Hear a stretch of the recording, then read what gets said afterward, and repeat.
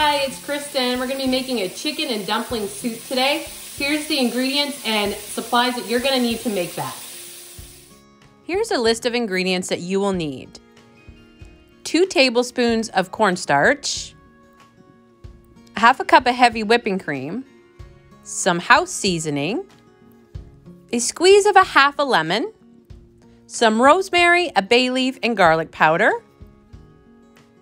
a tablespoon of butter, 1 onion roughly chopped, 2 carrots roughly chopped, 2 carrots peeled and diced, 2 celery roughly chopped, 2 diced celery, 7 cups of chicken stock, 4 chicken breasts or a 3-pound chicken, Bisquick, half a cup of milk, 2 tablespoons of dill. And here are some of the supplies that you'll need. A strainer, a soup pot, and a large bowl. So the first thing we're going to do is add a tablespoon of butter to a pot, like a soup pot. We're just gonna let that go in there. And then to that, we're going to add a rough, but I mean like not thick, like rough, chops of celery, onions, and carrots. Now, what we're doing right now is just making a broth for your soup. So this is not gonna be the vegetables you're going to be eating when your soup is finished. We're just making flavor right now. So eventually we're going to strain all of these vegetables out and just have the liquid for that, okay? So we'll just stir this around and you're going to cook these up for about 5 minutes until they get nice and cook down and the onions get kind of translucent. At this time, I do like to season it a little bit with my house seasoning, just to get a little flavor in there. And we're gonna cook this on medium-high heat for about 5 minutes, okay? It's been about 5 minutes and I think our vegetables have cooked down enough so we can start going on with our recipe. I also want to give you a really quick tip. When you start a recipe that has a lot of steps, it's really good to get all your things cut up, set up, and when you're ready to cook, you don't feel so disorganized. Everything is right at your fingertips and you just start putting it in. I think you feel a lot more relaxed and less stressed if you had everything all set out for you at the beginning. So the next step we're gonna do is add our chicken to these vegetables. Now, the original recipe called for a whole chicken cut up into 8 pieces and put it in the pot. I like chicken breast better than pieces. You can absolutely add pieces of chicken in here if you want with the bone. I know it's a lot better flavor. For me and for my family, we like chicken breast, okay? The only thing when we do chicken breast is that chicken breast can dry out very quickly. So we don't want this to overcook too much, but you don't want to undercook it either. So you don't want pink chicken. Pink chicken is not good. You'll make your family very sick. So for me, I have 4 breasts of chicken, and that's what we're gonna use, and we're not gonna overcook it, and I'll show you how to not overcook it, okay? So we're just gonna add this to the pot, all 4 pieces of chicken, okay? Gonna wash my hands real quick. Okay, always wash your hands after chicken. Chicken is not something you need to be messing around with. So we're also now gonna add some more house seasoning to the top of the chicken. Now to this, we're going to add 1 bay leaf, okay? Throw that in there. And then a teaspoon and a half of rosemary, dried rosemary, and a teaspoon of garlic powder, not salt. So sprinkle that on, okay? And then to this, we are going to add 6 cups of chicken broth or chicken stock, okay? So this is what we're doing here. And add this. And as soon as you add this, we're gonna put the cover on. We're gonna let this simmer until all of the chicken cooks. You want it to be at least 165 for your chicken to be done. If you don't have a temperature, you can test it by making sure that's not pink, okay? So we'll let this sit for about 35 minutes. So at 35 minutes, I checked the temperature of some of my pieces of chicken, and a couple of the pieces of chicken were already finished. but there was a couple that still weren't quite up to temperature. So I put them back in for about 5 minutes. So my chicken breast took about 40 minutes. They were quite thick and large. So I'm gonna tell you also, if you have full pieces of chicken, you're gonna probably take a lot longer than these. But like I said, this isn't a real quick meal. It's just gonna be kind of one of those lazy day meals that you can just keep checking on it and make sure your chicken is cooked properly.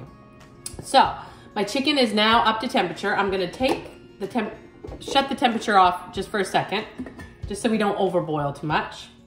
And we're going to take our pieces of chicken out of our pot. I just put them in like an extra bowl here off to the side.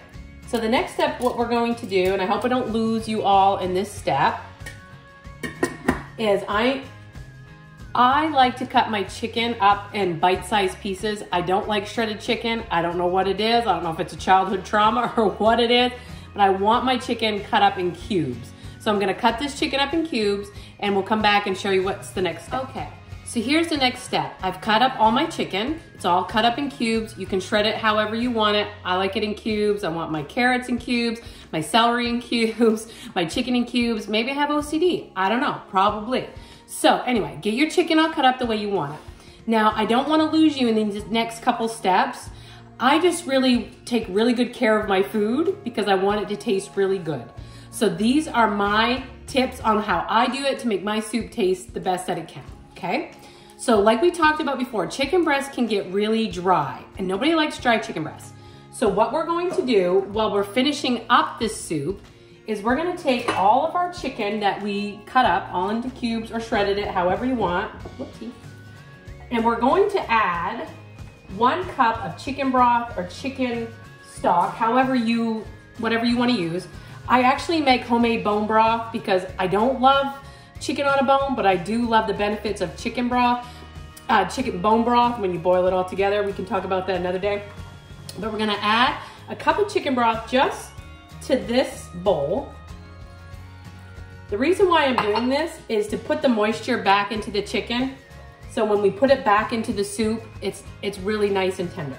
Now I'm gonna cover this up with some saran wrap and put it in the fridge just for a little bit while we finish up. Okay, so the chicken's all covered up. I'm gonna throw it in the fridge while we finish up the rest of the soup. All right, now to finish the broth part, okay? I don't want you guys to get overwhelmed or think this is too many steps. It's really not if you really just stay focused and stay organized, okay? So the next step is we're going to now strain this broth out. We don't want all those onions and carrots and celery in the soup that we actually want to eat, okay? So what you're going to need to be able to do to strain this broth out is to have an actual strainer and a bowl that's going to hold all the liquid that you have in this one, okay? So you can have a strainer that sits on top of your bowl, or mine kind of just sits in there, doesn't matter, I'll just pull it out and strain it. So we're gonna take this and we're gonna strain all of these vegetables out, okay? And all we want left is all the liquid. And strain this out. And we do not want this anymore. We don't want any of this, okay?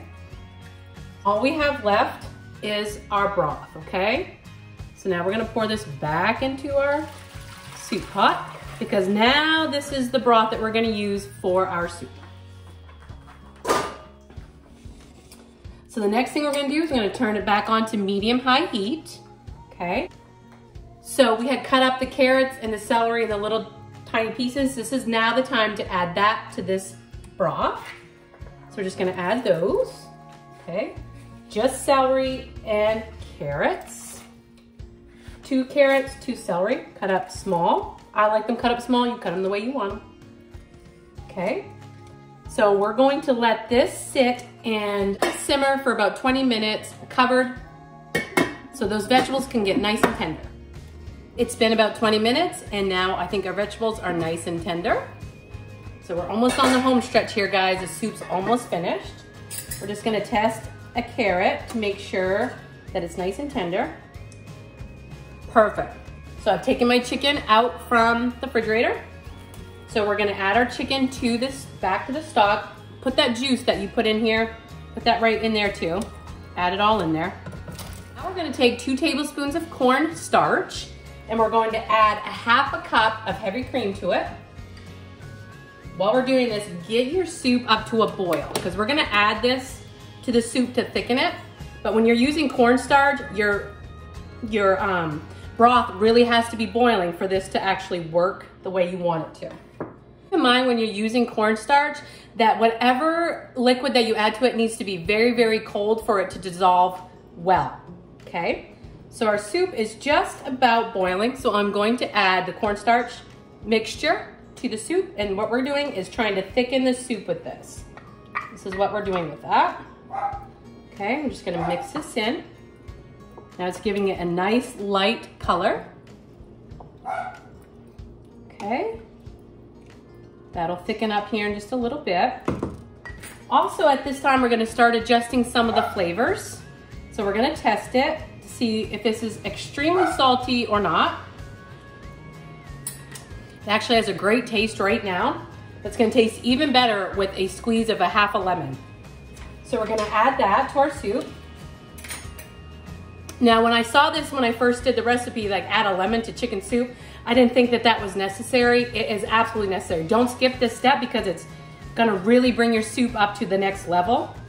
Really gives it a freshness to it and kind of cuts down if it's too much salty from sometimes chicken broths or chicken bouillons or don't always have the best flavors. So squeeze a half a lemon to that. Stir this up. It's starting to thicken up just a little bit. And let's double taste again. This is a clean spoon, so don't worry about it. Oh, perfect. That is the best flavor ever. And the smell in this house is amazing. We're now gonna start our dumplings. So for our dumplings, our broth has to be boiling for them to start working. So in this bowl, I have 2 cups of Bisquick. I know it's kind of cheating, but these are the best dumplings I've ever made. And keep in mind, these are the puffy dumplings, not the flat dumplings. These are ones that are gonna grow up really big, okay? Also in here, I have 2 teaspoons of dill. Now, if you don't have dill, obviously don't add dill, but dill added to this is absolutely amazing, okay? So we're gonna add, I don't have real measurements about how much milk that I wanna add to this, but I'm gonna start with 1/4 cup of milk, and let's take a gander at what this looks like, okay? And I like to mix my dumplings with a fork, okay? Kind of keeps them fluffy. We don't wanna overmix these because then they're not gonna be fluffy the way that you want them. So that is not enough milk, okay? So let's try another 1/4 cup and see if that's gonna help it, okay? We don't want this really runny. We kind of want it a little bit thick. See, this is getting to be a better consistency. This is gonna be kind of hard for me to show you on taping by myself here. I feel like it needs just a little bit more. Now keep in mind when you're doing dumplings that all of your ingredients need to be really cold. I keep my Bisquick right in the refrigerator at all times, okay? Pancakes, any of that. This mixture should really be cold, okay? Make sure your milk is really cold and your dumpling and your Bisquick flour is really cold. So look at this. See how that's kind of a thick mixture? This is what we want for our dumplings, okay? Our soup is now boiling. We need a spoon. I use a big tablespoon for this. And 2 cups of Bisquick is really gonna get you probably 8 to 10 really good sized dumplings, okay? So keep that in mind. So what I'm doing is just taking the spoon and making a dumpling like this. Okay, and we're just gonna plop it in. Make sure that they're not touching to each other. Make sure they're beside each other, not on top of each other. And just plop them in like this. And we're gonna put a cover on it, turn the temperature down to low, simmer, and we're gonna let these simmer for about 20 minutes. Our 20 minutes are up and our chicken and dumplings are now done. Take the cover off, pick a dumpling, get a little bit of the soup. Here you guys go. Chicken and dumplings. Hope you enjoy it and hope you try it.